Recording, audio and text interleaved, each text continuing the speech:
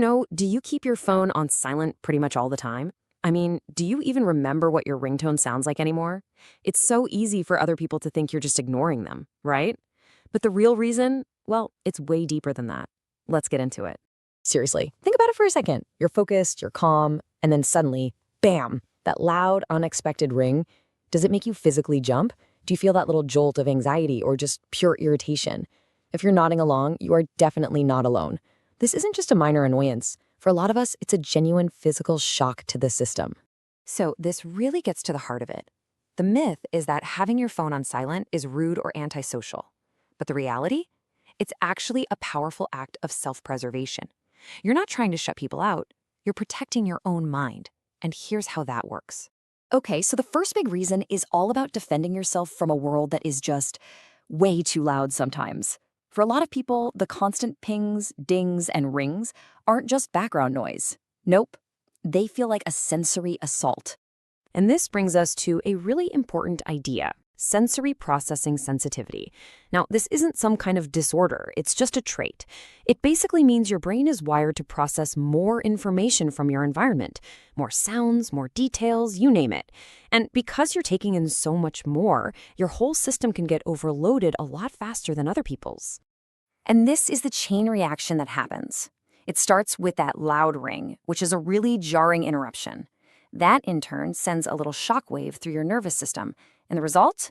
Your mental energy gets totally drained just trying to recover from that one little sound. By keeping your phone on silent, you're basically breaking that chain before it even has a chance to start.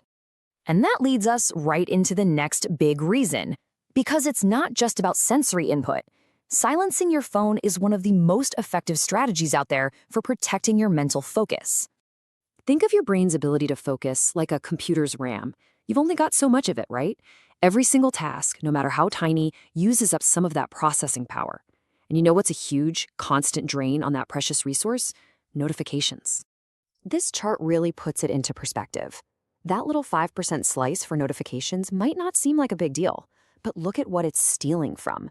Every single buzz or beep pulls you out of deep thought, it fractures your creativity, and it interrupts your problem solving.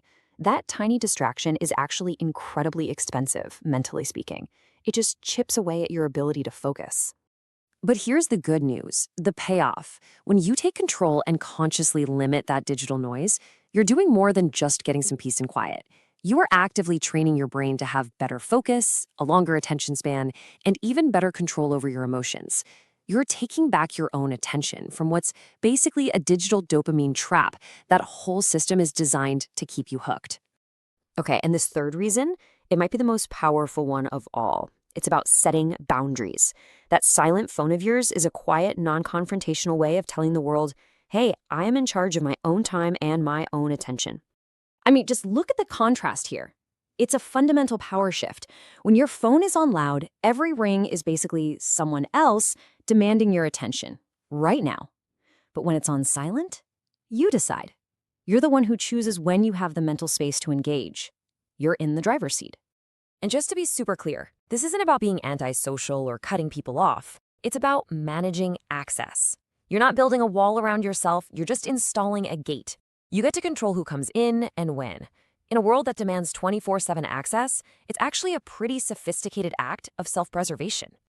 So let's pull all of this together. It's really time to reframe this habit. It's not some weird quirk or a personality flaw. It is an intelligent, proactive choice you're making for your own mental health and well-being. So the next time you put your phone on silent, remember what's really going on. This isn't avoidance, it's sensory protection. It's focus management. It's boundary setting. It's you taking control of your own attention. And yeah, it's a brilliant defense mechanism for your mind. And really, this is the bottom line. When you silence your phone, you are not avoiding people. You are protecting what is most valuable to you, your peace, your focus, and your mind. It's as simple and as important as that. So, I'll leave you with this final thought to chew on. You've already mastered the art of silencing the digital noise in your life. What does that tell you? And more importantly, what other noise, whether it's obligations, certain people, or maybe even your own inner critic, might also need to be put on silent?